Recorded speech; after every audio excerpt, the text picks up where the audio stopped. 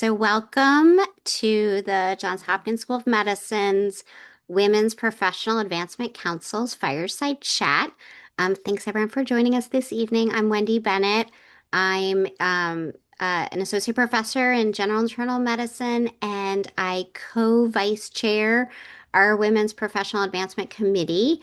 And we are within the Office of Faculty, and our role is really as an advisory role to advise the Office of Faculty on different programming that supports all faculty at Johns Hopkins School of Medicine.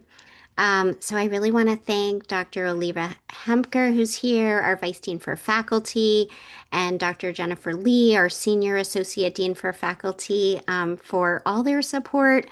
And we are extremely pleased tonight to host the co-authors of the book. Here it is. It's called Good Guys: How Men Can Be Better Allies for Women in the Workplace. We are really pleased tonight because we are going to raffle off some books. We had them signed. So David and Brad signed 4 books, and we are going to randomly choose from all of you attendees tonight who wins, and then we will raffle off 4 books at the end. So stay tuned, and we'll announce that in the chat. And when we announce, make sure we have your contact information so we can get you the books. Um, so first, I'd like to introduce our book co-authors and then our fireside chat moderators. So first, David Smith, who is a professor and co-director of the Gender and Work Initiative at the Johns Hopkins Carey Business School.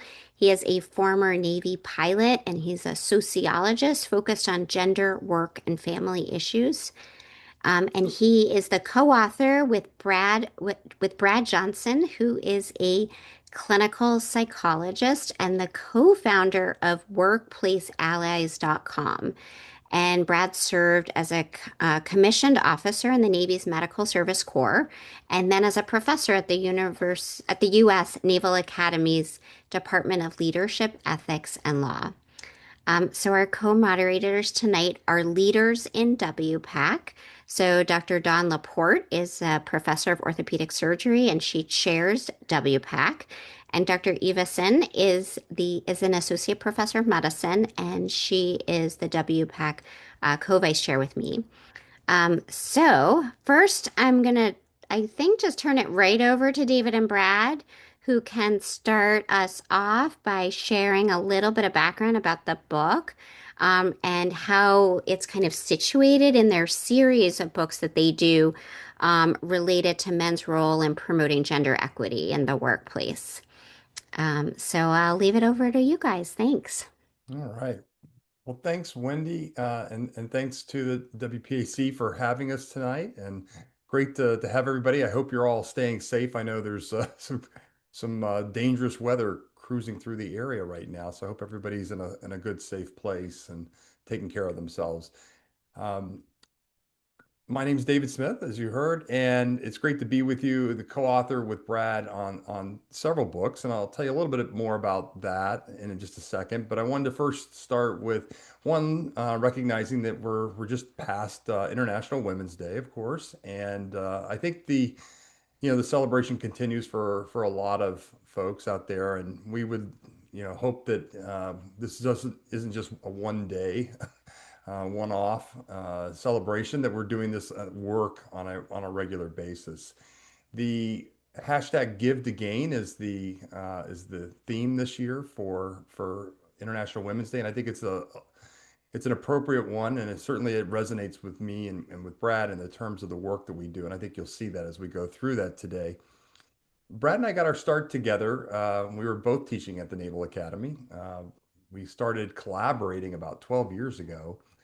It seems like just yesterday, right, Brad? It does, And yes. I think one of the things where we first came together and doing this work was first a combination of both our research and our personal connection, to other people that really helped inform our thinking about this. And the research for both of us, I think, showed gaps where organizations and leaders today, as they were thinking about and becoming aware of gender equity challenges we have in the workplace, Often the solutions were creating things like women's mentoring programs or leader development programs, which are great, but often it sent an unintended signal and message that men need not apply or be involved, that they should not, there wasn't a role or a place for them there. And largely, what we argue is that we need to bring men in as part of the conversation, as part of the solution. We need to work together in collaboration to creating a good, fair workplace for everybody. And so, as we were looking at it, one of the places we saw specifically in our own organization, both at the Naval Academy and the military broadly, but then we also in other industries and professions, was the idea that mentoring and how the critical aspect of mentoring and sponsoring in everyone's careers and how important that is in getting us to senior leadership positions and how we need to give back and continue to develop the talent to keep the succession going and the pipeline moving with all that talent. Yet we do see in the research, and this comes from a lot of Brad's research around mentoring and sponsoring career developmental relationships, that we don't all get the same access, and we don't all get the same level or quality of type of mentoring or sponsoring in the same way for each other. And so one of the things that we were seeking to do was as part of normalizing mentoring and sponsoring and these types of professional relationships in the workplace was to be able to show that yes, this is something we can all do, and if men were in some ways reluctant to get involved, that would help them to overcome any anxieties or concerns they might have in doing that, but also to begin doing some development and training with them and with mentors broadly about how they can become better mentors and understand what works. And what are some of the things, as we think about mentoring somebody who maybe experiences the workplace differently than we do, how we can meet them where they are and how we can begin to understand how to meet those career and personal needs as well. So we started out by doing the research for our first book, Athena Rising, which did focus on mentoring and sponsoring. That book came out in 2016, and interestingly, it was less than a year later that Me Too went widespread around the world, and it really changed the conversations we were having with leaders and with organizations about what was needed to really level the playing field in the workplace, and it moved a little bit away from the mentoring and sponsoring and more to this idea about how do we show up every day in the kinds of relationships that we have, how do we support each other, and really think about each other as allies, and this concept of allyship that hadn't really been uh, very broadly applied in the area around gender, had been used in other domains, but not really so much around gender. And so we started thinking about how do we do that? How do we show up? What do women tell us they most appreciate for men who show up as allies in the workplace? What are best practices? And what does the evidence show us about what works and moving the needle for that? And so we set out to do the research for our second book, that is the focus for tonight, on Good Guys, How Men Can Be Better Allies for Women in the Workplace. When we think about allyship and what allyship is, or maybe what it isn't, today we have more, I think, more meaning and connotation around maybe what it means to each of us, although there may be some differences in how we think about that. And Brad and I certainly saw that too as we were beginning to do the research and we started talking to people about allyship and being allies and really needed to kind of level set what we're exactly talking about. And so when Brad and I talk about this, we really think about the actionable, practical aspects of allyship and really see this in three key areas. And that'll be kind of the focus. You'll hear this tonight in a lot of what we talk about. And the first is around interpersonal allyship and how we show up in the workplace and the relationships that we have, developing awareness for ourselves, expanding our gender and cultural intelligence about how people experience the workplace differently, how we show up in event spaces like this one today, and other settings like that. This is really the easy part of allyship for most of us because it's really individual and it's holding ourselves accountable for doing the work. The harder part of allyship and the focus of our work with men was really around public allyship. And this is where a lot of the men that we interviewed talked about the fact that, wow, I really feel like I was putting some skin in the game and maybe felt a little discomfort in the sense or accepting a little bit of risk because now it's not just holding myself accountable for doing the work, but also others, peers, our mentors, our leaders in the organization in disrupting or confronting when we see something that's not right? Like bias or sexism. If we making sure that we're doing the public advocacy work, and that could be more informal advocacy work that we should be doing on a day-to-day basis for people who don't look like us necessarily or identify in the same way, but also in the more formal aspects and doing the sponsorship, the formal sponsorship in the same way we do it for others. And then, of course, eventually we wanted to get to this idea of systemic or structural allyship. And this is really centered around our new research, and maybe we'll get a chance to talk a little bit about that for our new book, Fair Share.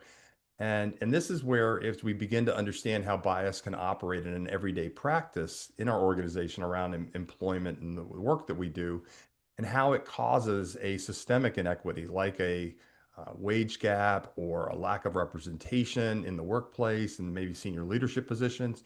Well, now I have an obligation to think about how do I change that practice? How do I change that policy? And if I don't have the ability to do it, how do I work with my leadership to do that and to create a more equitable workplace for everyone? And that is the focus of our new book, Fair Share, and thinking about how we as men and women, we can work together to collaborate and to create that more equitable workplace and doing it in a way that shows that we're as allies in doing this together. But let me stop right there, and I'll let I just want to give you a little context around some of the work we've done. But let me let Brad talk maybe a little bit more about some of the research, Brad, and how we focus this. Yeah, yeah. So again, good to be with all of you tonight. And I think Dave gave you a great thumbnail about sort of the evolution of our work together. One of the things that he alluded to, but maybe didn't mention beyond the nerdy research interests that maybe led us down this path, noticing all the gaps around things like mentoring and sponsoring when it comes to gender. There's also the personal for both of us. And, for me, I got one sibling. It's a younger sister. She followed me into the Navy as a clinical psychologist and an officer. I was only active duty for 4 years. My sister stayed for 30 and had combat deployments. Yeah, I mean, she's just a warrior. But we talk frequently, and I hear I've heard over the arc of 30 years what it is like for her in a very similar career track to me, encountering things that I never did. So I think, being told to smile more, being told that when she gives men feedback, she's emasculating. Shannon and I have a very similar style, and I never get any of that feedback. So there was a bit of an epiphany for me. Dave had something similar with his wife. They both graduated from the Naval Academy together. So he's had a front row seat over the course of his marriage to hear about how she experiences the workplace quite differently in a very parallel career path. So, beyond the personal research, we do our research, and I think it's really important that women understand this because, you may have noticed, we're two older white guys. Well, I'm older than Dave, but we're a couple of white guys, and we're doing research on, allyship and gender fair workplaces. And um, I think it's important to know that from the very beginning, starting with Athena Rising, our research methodology was to go out and interview women across industries, across professions, and ask them a series of very behavioral questions. What does it look like to you when a male shows up as somebody you would call a mentor for Athena Rising or for Good Guys, an ally? What are the behaviors? What are the tactics? What did you most appreciate? Can you give us examples? We aggregate all of that and then essentially want to give it away to men. So they've got more of a playbook from the perspective of women about what works for women in the workplace, what really moves the needle.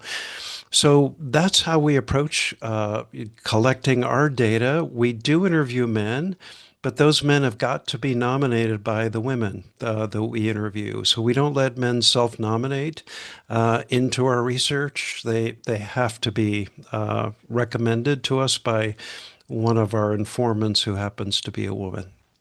So maybe with that, I'll stop and turn it over to our fearless moderators here to start some questions. Thank you very much. Thank you both for telling us a little bit about what motivated you to start thinking about and researching how men can be more inclusive leaders and collaborators and allies with women. Can you share a little bit more about your personal connection to the work? You mentioned your sister and mentioned David's wife, maybe. Yeah. Yeah, I think the other big slice of the personal connection for me, I spent 26 years on the faculty at the Naval Academy, and I think that that experience was key in Dave and I choosing the title for our first book. We chose Athena deliberately, the goddess of war. We wanted something very aspirational, but we work with these young women over, all of our time at the Naval Academy who are going on to lead sailors and Marines in combat. And it really occurred to us at some point that if men across America could get exposure to these women that we have the privilege to work with, I think it would go a long way to changing some of the biases and attitudes about women in leadership, in particular, not to mention women in combat. So that was the other big personal part for me. I will mention, in a effort to be humble here, that Athena, Athena Rising is the title. That wasn't the original title. It was Guiding Athena. And I'm just looking at all the faces here to see how many cringes there are.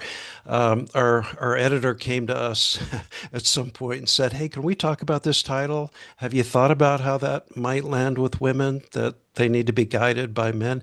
So, that was just one of the many learning experiences we've had along the way. But Dave, any other personal things you want to call out? Wow, I saw the bus coming and I didn't get thrown under it. I didn't I didn't blame you for the He title. usually Yeah. blames me for the title. Yeah, I'll just add a little bit more to the to explanation from my situation. And so, yeah, my wife and I both graduated from the Naval Academy, and we had parallel careers in the military. My wife's retired now as well. And I think early on for me, it was just an eye-opening experience to hear. I mean, I was almost incredulous many times listening to her experiences at work compared to mine. Um, it was some of what Brad was explaining too about how, again, how she was perceived and how she was, her actions and language were interpreted, her behavior was interpreted. But it was also beyond that into what eventually I looked at from a more career and investment perspective by people I consider to be mentors and sponsors for me and when I was in the military. And for me, it wasn't hard to find that. I didn't have to go looking for it. It came naturally, and that wasn't anything necessarily unique to me. That was just because of I was a man and in a very masculine, traditionally masculine profession. And for her, she was looking for it and was having a hard time finding it. And it just baffled me that it was that challenging and that hard. And when she did get it, a lot of the messaging was very traditional in nature, and that, why would a nice girl like her want to hang out with a bunch of guys like us? And shouldn't you just get out and find something else to do?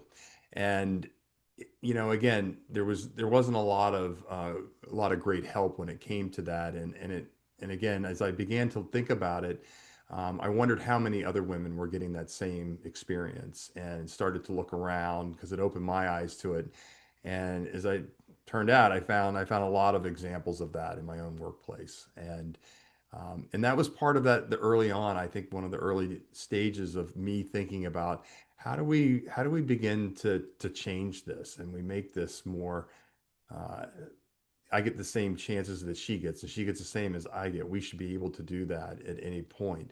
We all live in, for the most part, in dual earner, dual career families these days, and it's not like it's a choice that most of us have between working and non-working. But even if it was, we should be able to honor that, and everybody should have the same opportunity. The other one I would share with you that I thought was really interesting too, and by the way, Brad and I think this is so important because we really coach a lot of senior men in learning to talk about their why, about why are you invested, why are you committed to creating doing this work around gender equity in the workplace, because I think there's a lot of people who can be very skeptical. Certainly, a lot of women are very curious, if not skeptical, about who we are sometimes and showing up and doing this work, because there's probably not a lot of us out there doing that very publicly and visibly. Unfortunately, we need more of us. So I think it's important that we spend some time thinking about our why. But the other person was much later in life, as I went back through my grad school and my PhD work, and my dissertation advisor, who was a woman, and a very dear friend and mentor to me to this day. I just remember a lot of the conversations we would have in her office, and they weren't some of the best conversations weren't necessarily about the research as they were about life. And I just remember having these conversations about, how things have been so slow to move and to change, and how we can make that happen faster. And I just remember one day her looking at me and saying, I know your heart's in the right place, and I know you believe in this, and I know you're doing good work here, trying to be part of the change.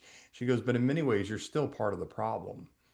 And I was just kind of taken aback and shocked that she would say that to me, after all this time.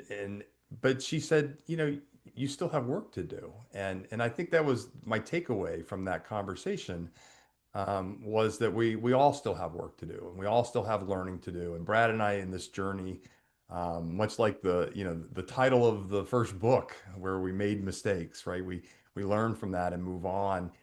We continue to make mistakes and learn from that and move on. And this is something that as leaders we do on a regular basis. That it's not a one stop. You get to do it once and then you're done. It's a continual learning process, and we need to work together, right? In getting feedback to the men who are putting themselves out there and being proactive, showing up and doing the work of being allies, and maybe not getting it quite right each time. Yes, you can give them a little bit of grace, but give them the feedback too. They need to hear it.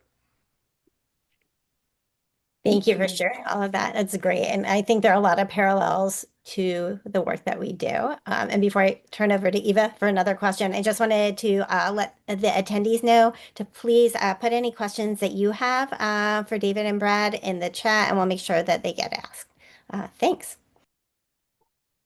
Yeah, David and Brett, I appreciate, as I was reading the book, the personal story that was, I think, in the forward part of the book, and I appreciate you sharing that.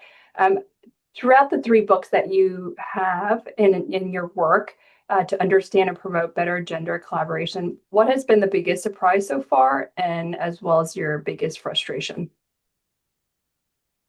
Which one you want, Brad? Um, well, why don't you take surprise, Dave, and I'll take frustration, although we may not have the same ones. Yeah, Yeah.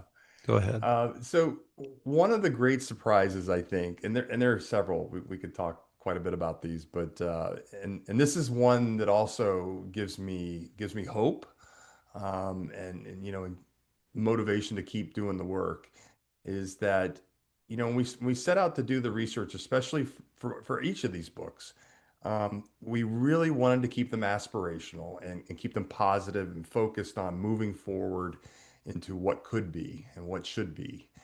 And anytime you set off on a journey like that, I think it's always a little scary, because it's like, what if we don't find that? What if we don't find good examples of this, that the work isn't really being done very well out there, which was not the case for any of the books.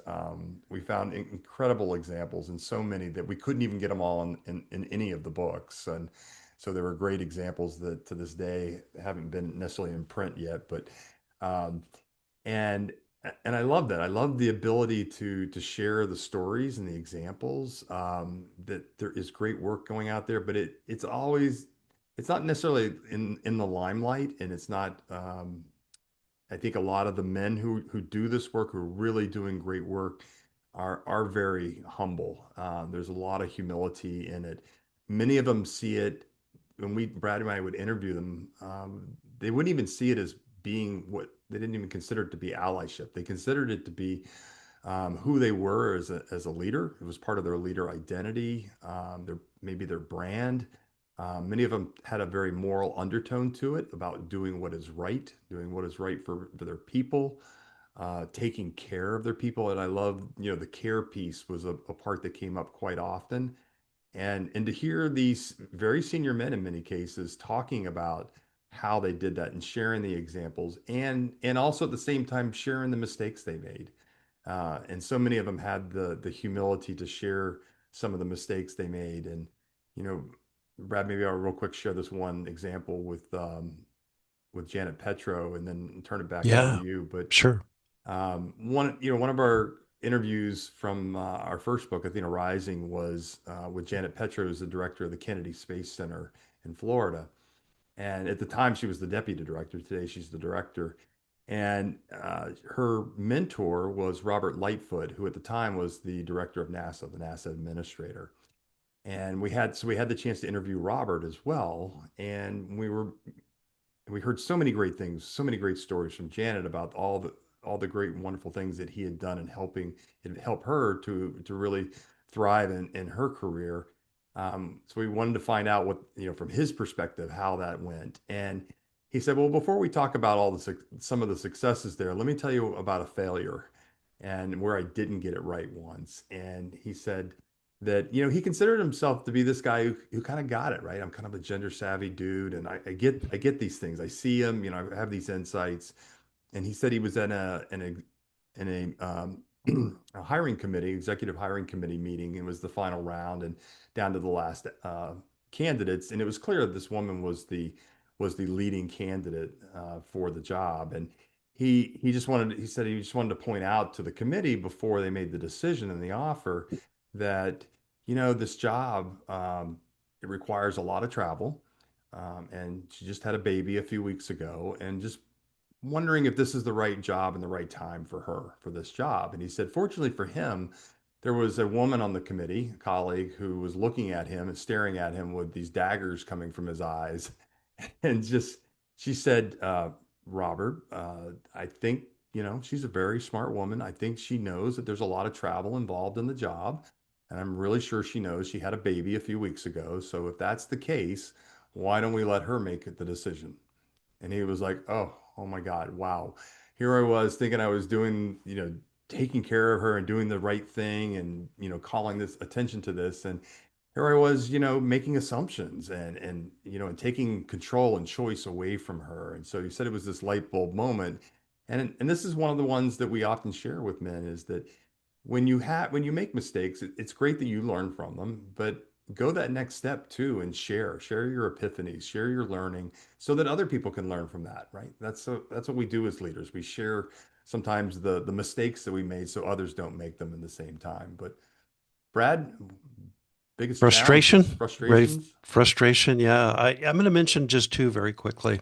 I think one might just reflect hubris, right, on my part, perhaps. But I think when Athena and Good Guys came out, one of the surprises was that often Dave and I would get invited to go speak at women's conferences, right, or women's events. And so we're in these rooms and it's all women. And there would be sometimes some frustration on the part of those groups. Why do we have these two guys here, right? This is our space. This has traditionally been our place to be together, to bond, to commiserate, to make progress on gender inclusion. And it feels like a bit of a violation that these guys are here. And so I think initially we were a bit put off, like, wait a minute, we're trying to do the work. And it took us a little bit of, self-reflection to understand that women have been carrying the water on this forever. And women's events, women's conferences, they have been safe spaces for women. And so to respect that space, I think was something that we needed really to learn and take on board. And we actually talk to men now about how you show up in those spaces. There are some rules of the road. Show up and listen. Don't take control. Don't try and, tell women how to do gender equity. Just show up and listen. And then the other piece is, we wrote these books theoretically for men. Guess who buys them all? Women, women buy them, which is great.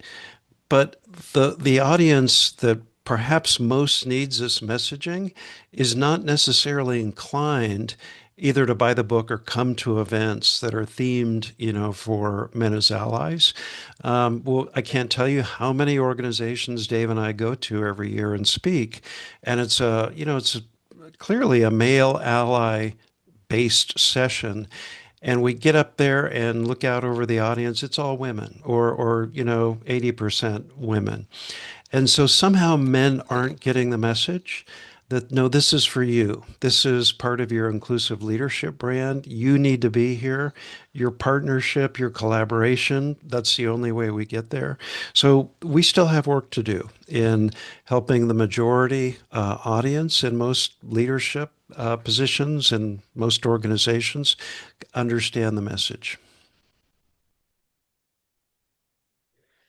Thanks. And I wanted to bring up one of the questions that's in the chat.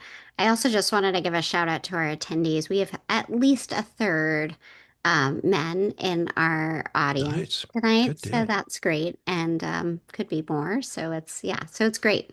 Um, so the question is from Carolina, who is asking about specifically to physicians, whether there's any examples that you can share about men who mentor or sponsor female physicians. So probably it's more of the thinking about our academic medicine setting where male colleagues are mentoring female colleagues in this setting.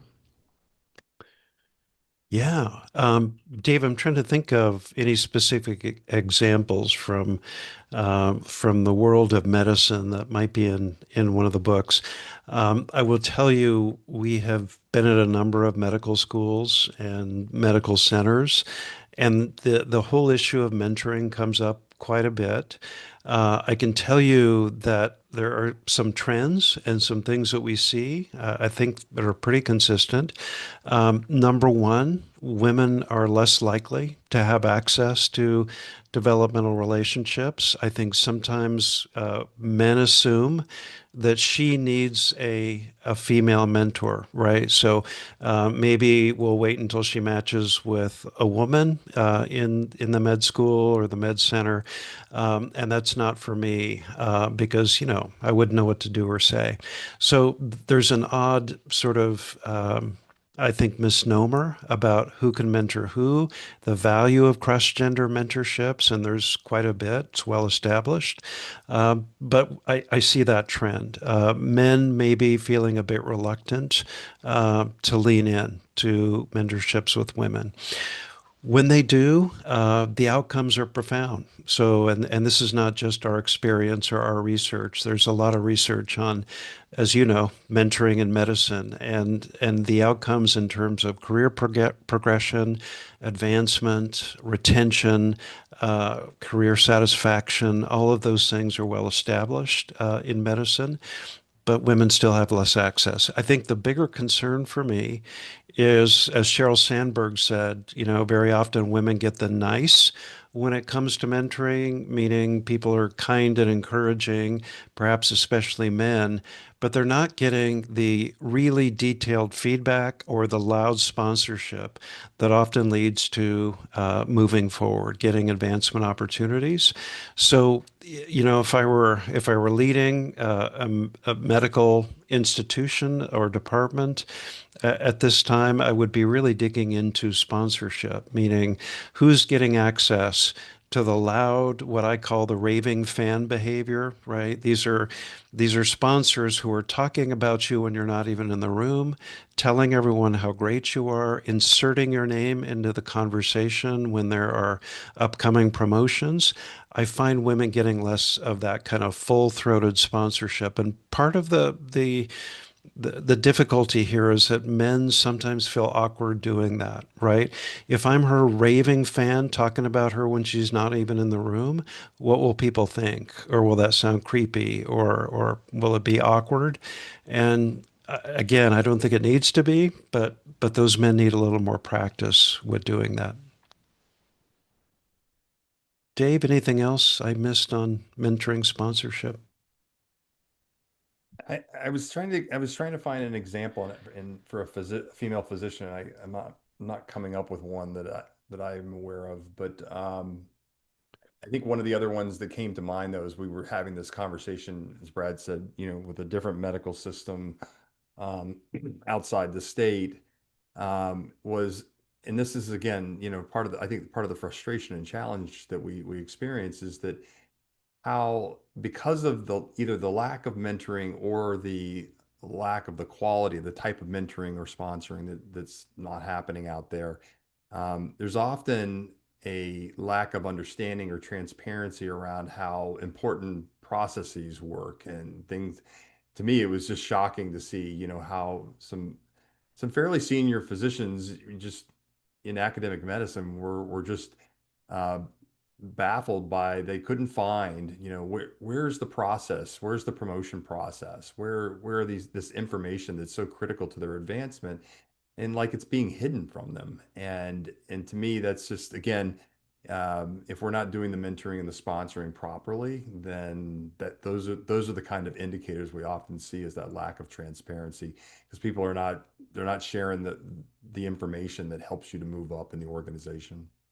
Yeah, and by the way, that lack of transparency included things even like how do I sign up for, get access to, and how much do I get of Yeah.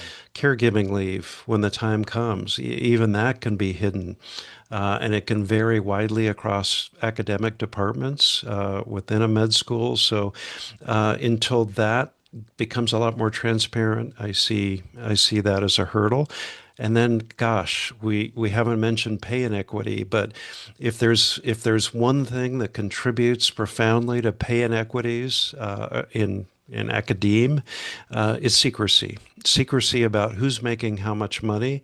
That information's not readily available often. And boy, is that part of mentoring and sponsoring? I think it should be. If you have awareness of how much people are making at her level, are you sharing that information with her so she has some context for what she should be negotiating for? Wow, thanks. Those are two really important topics that generate a lot of discussion. So, sort of leaning into that, you emphasize that leaders at the top should own gender fairness. What would you say that looks like or should look like, and how do you know when a leader is all in? Yeah. So I think a few of the key ones, and I'll come back to transparency in just a second because I think that's part of it. But one is how they talk about it. And it's really interesting to see senior leaders who are very comfortable and confident about talking about it and owning it, about what it is, what we should be doing, what needs to be done. They have this clarity of message, a strategic messaging, and they're very good at sharing that at different levels of the organization. So they're not talking over people's heads. They're using concrete examples that resonate at particular levels within the organization or different roles within the organization. And there's this kind of very personal connection to it as well. In much the same way that, Brad and I often include our own personal connection and our why this is important and why we're committed to doing the work. We see senior leaders do this all the way. We've seen it from CEOs and presidents of organizations where they have a story, their why, and it's unique to them. And when they tell it, you hear the emotion in the story. And the minute you go there, you're pulling in your audience, and they're like, "Wow, this is really important to him," and he's being very authentic and maybe a little bit vulnerable or humble, and how he's sharing this story. Some of them are family origin stories or family immigration stories. There's a whole slew of them that we've heard that are really powerful and creating that connection with people that people are looking for. And then once they do that, they have this really, really, nice pivot in terms of thinking about, all right, so then how do I connect that back into the business of what we do and why this is important right now to this audience that I'm talking to? And it's really compelling, right? And I think that, again, as we think about how senior leaders do this storytelling or narrative around their why, they've become very practiced at it and very comfortable in doing it. And so That's one of the things I see when I hear senior leaders talk about this. The ones who are very comfortable in owning it, you can hear that in their story and the authenticity that really comes out in that. And those that are not comfortable with it, you can tell because they avoid the conversation and they're very uncomfortable. They avoid the situations where they have to do that. And so that clarity and strategic message is really important.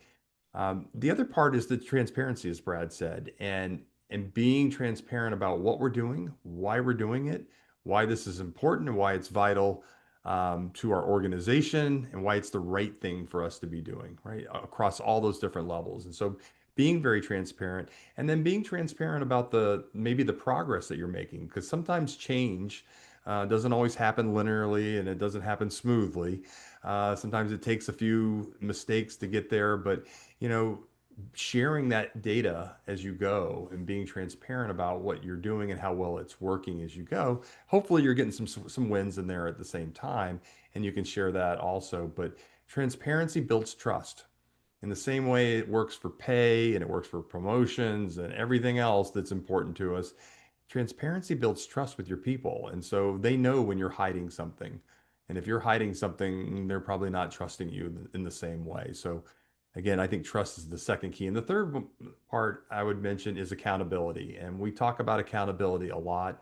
And it's just the more senior you become, the more important I think it becomes in terms of holding yourself accountable and showing how you're doing that in the organization, but then how you're holding other people in your organization accountable, the people that report to you, the people that are charged with implementing this in the at various department levels in your organization, and making sure that we're being very clear about why this, how we're doing this, and how we're holding people accountable for doing the work.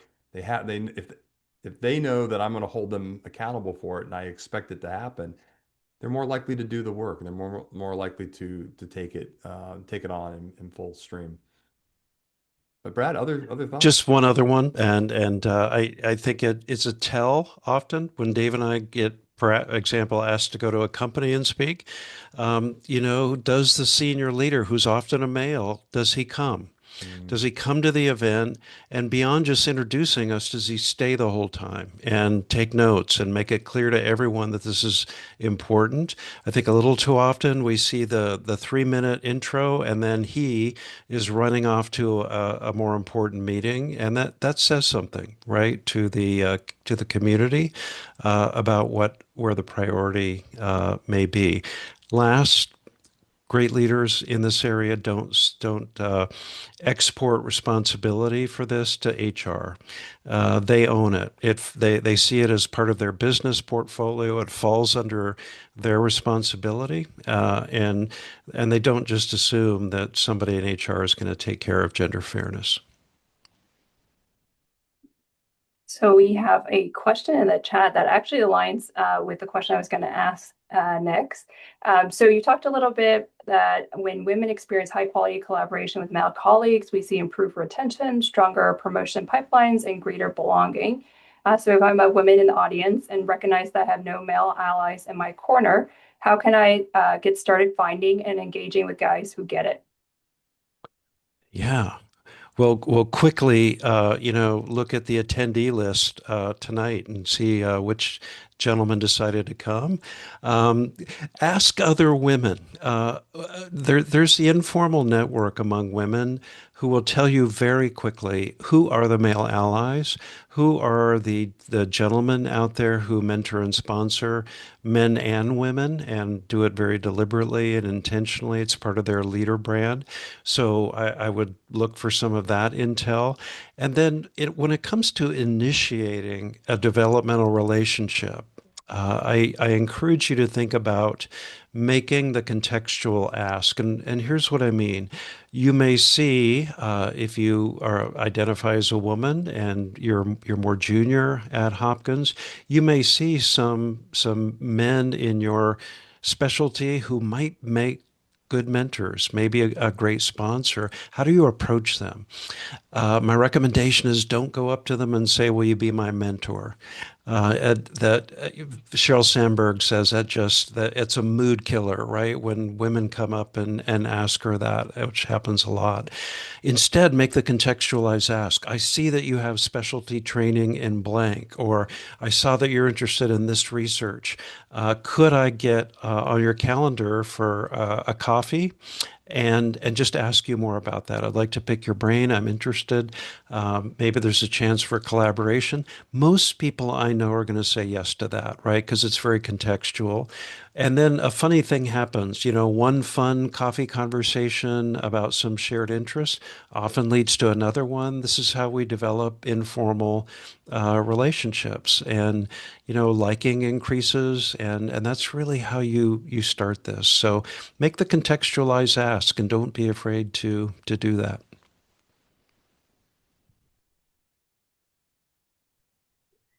We have a good question in the Q&A that I'll ask. So, as a male leader, I have seen that women aren't always the best supporters of each other. How can I change that and influence it? Great question. Yeah. Yeah. It's interesting, and I don't know for this in this context, but one of my first questions would be is trying to determine what the culture's like in that part of that organization that they work in, and because what we often find is that many of you may have heard of things like the queen bee syndrome, and there's some other research out there along those lines as well. I'm sorry. And it's interesting that often what we find is that when women start to come after each other and are very competitive with each other, or just withhold support from each other, it's often in a very challenging, toxic environment where it tends to be that very few women are almost, in that token status basically in there. And so there's this perception that, only one of us can survive, and only one of us can get promoted, or only one of us can do this, or whatever the case might be. So this scarcity mindset that really drives some of that behavior. And there's also a little bit of fear of what can be brought upon us if depending on how a woman behaves or acts or what she's trying to do in the organization. And so a little bit of this protection, about worried about, concerned that it might come back on them in some way. And so there's this fear factor that's also involved there. And again, a lot of that is based on the culture. And we find that, again, part of that is just changing, beginning to think about we're going to have to shift the culture so that women are feeling like they are included, and they are part of the team. They do belong, and they can actually know we can collaborate and we can thrive, and we don't have to be hyper competitive with each other in the workplace. But I'd be curious, like I said, to hear more about that workplace and if that was the case in this situation. Yeah, just one tag on there. We mentioned mentoring before. If this is a context or department where there are very few senior women, and perhaps junior women are not being mentored by those very few senior women, one of the ingredients there could be that it's just exhausting, right, for her or them to have that unpaid office housework labor to mentor all the junior women coming in the door. And they may not have the bandwidth, they may not have the time. So it may not just be competitiveness, it may just be flat out burnout. And so I would look at, is mentoring or developmental relationships being fairly distributed across more senior staff? Mhm. Thanks. Yeah, really great points. We talked about how women are over mentored and maybe under sponsored, and I wanted to ask why. And I know you said something about how men may feel uncomfortable sponsoring loudly. What do you think good leaders need to know about that loud sponsorship? Yeah, yeah. A few things, Dave. I know you're going to have some thoughts about this. Number one, make it very clear that this is an expectation. We know that sponsorship happens every day in medicine and every other organization, right? It happens informally. People push other people forward for opportunities. I mean, all of us are writing letters of recommendation, but we're also doing that hidden networking, introducing, pushing people forward. Make it an expectation that this is part of what we do when we're promoting either, I don't know, med students and residents, but also more junior faculty. Normalize that and also upskill people. I think, we can talk about sponsoring, but do people really know what that means? What does a world-class sponsor actually do? Can they role play this? Can they have access to examples of successful sponsor relationships? So I would normalize it, make it transparent, talk about it. There are more organizations having sponsor programs. I think in academe, we kind of take care of this more informally. We assume that your mentor, your advisor is going to be doing that for you on some level, but there are opportunities to make that more of an expectation and an assigned role. Your job is to help this person advance and move forward. So mentoring might be a part of it, but we expect you're going to be sponsoring them as well for opportunities that come up. Yeah, I think one of the things there that always resonates with me on this is that one, sometimes men would tell us that they hold back on some of the loud advocacy that we do for other men. Many cases because they don't really know some of these junior women or junior faculty as well as they know the men because they don't collaborate with them, they don't work closely with them, and they don't know their work that well. And so they plead this ignorance about it. And I said, well, there's a solution for that, and that means you need to start working closely with them and collaborating with them. And why don't you do that? And so there's that part of the conversation I think needs to happen. The other one is another reluctance piece, and we see this happen in lots of different ways around different kinds of developmental relationships, and sponsorship is no different. And that's around the idea of seeing women seeing their expertise and competence for what it is, and not making them prove themselves over and over and over again.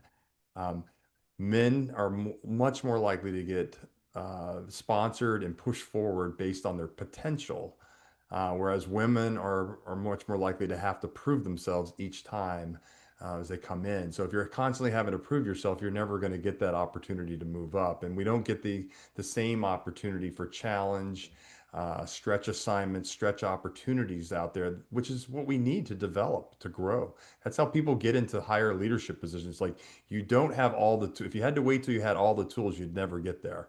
It would take so long, we would age out of it. So people are pushed forward all the time, but knowing when they're ready for that, they have the requisite skills, and that they can grow into it and they can develop the rest of the skills. And the other part of that, as sponsors, men are really good at being there as kind of the safety net for other men when they push them forward. So they're not going to let that guy fail when he moves forward. We have to do the same thing for women. We need to be there when we push them forward into a stretch assignment like that to develop and grow, is make sure that we're giving them all the same resources and tools and backup that we give for other men. So again, this understanding that we're ready for that opportunity, and in some cases, women are often socialized too to hold back. It's like, do I really have everything that I need? I need to have everything, and whereas you've probably seen the research that shows that men maybe have three or four of the qualifications out of the 8 or 10 that are needed. Women have 8 or 9, and they're not putting their name in the hat, and the guys are like, "Oh, I got this," or "I'm pushing Brad forward because, oh, you got it, man, you got it. You'll be fine." It's my potential, Dave. You see my It's all potential. your Yeah. potential, right? And so we need to look at that in the same way. Yeah.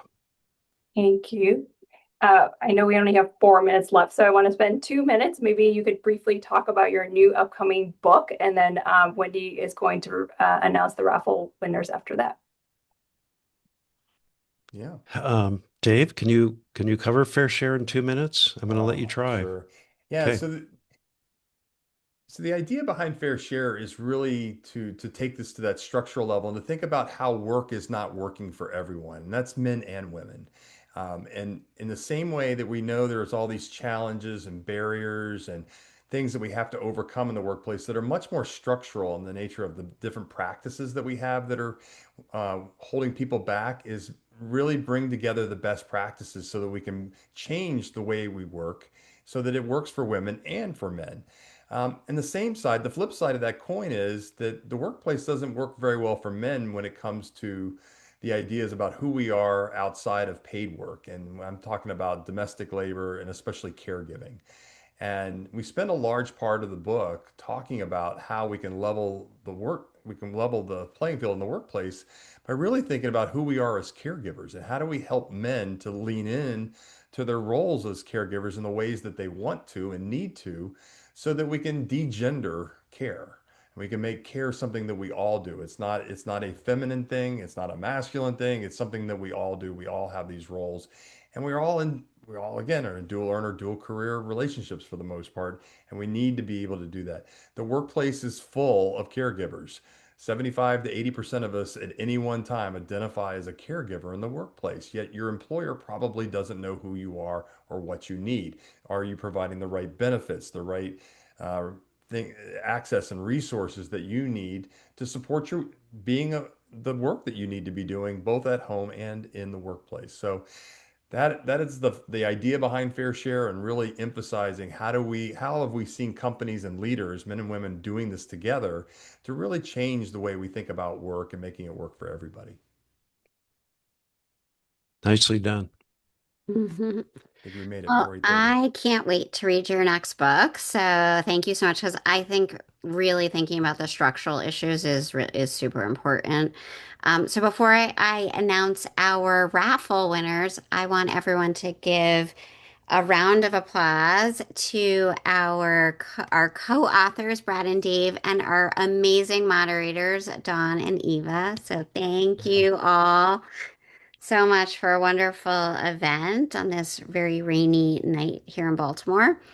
And now we are ready for the raffle. So here is, I don't know if anyone can see it. You can't see it, but here we go. Here's the book. We have 4 signed copies of the book. So thank you so much, um, Brad and Dave, for signing. And our 4 winners are Paul O'Rourke, Danny Muschlager, Carolina Musri, and Nayu Wang. So, congratulations to our raffle winners. Kelvin tells me that we know your email addresses. So, I will be in charge of tracking you all down and getting you your books.